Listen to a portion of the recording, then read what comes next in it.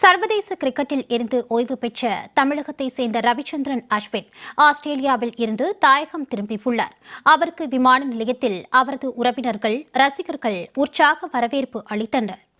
But our probably மனசுல இருந்திருக்கணும். But எங்களுக்கே லேட்டா தான் தெரியும் அது நான் கொடுக்க போறேன்றது.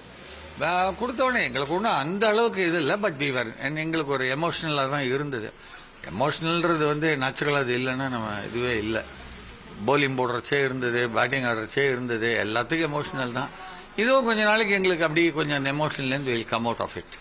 அவர் எப்படி இந்தியாவுக்கு உள்ள போன போது சந்தோஷப்பட்டேனோ அதே தான் இப்ப வெளில வரும்போது சந்தோஷம்.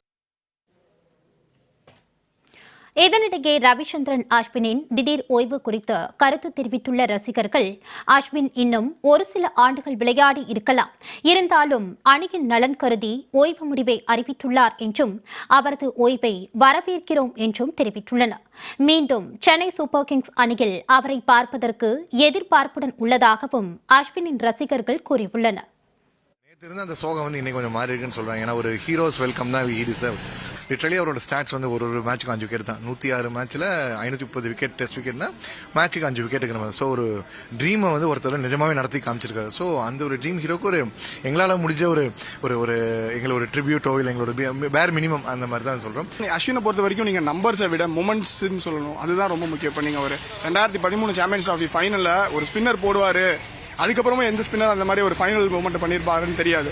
அதே மாதிரி கிறிஸ் கெயிலுக்கு அகேன்ஸ்டா நியூ பால் ஓபன் பண்றதா இருக்கட்டும், ஒரு ஐபிஎல்ல அந்த சிட்னில ஹனுமா விஹாரியோட ஆடின இன்னிங்ஸா இருக்கட்டும், அஸ்வினை பொறுத்த வரைக்கும் நம்பர்ஸை தாண்டிய ஒரு வீரர்.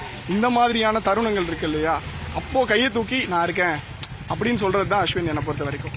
அவரோட அச்சீவ்மெண்ட்ல கம்பேரே பண்ண முடியாது. இந்தியாவுக்கு பெருமை கொடுத்தாரு. நம்ம தமிழ்நாடு சென்னை பாய்ன்றது எனக்கு ரொம்ப ஹாப்பியா இருக்கு.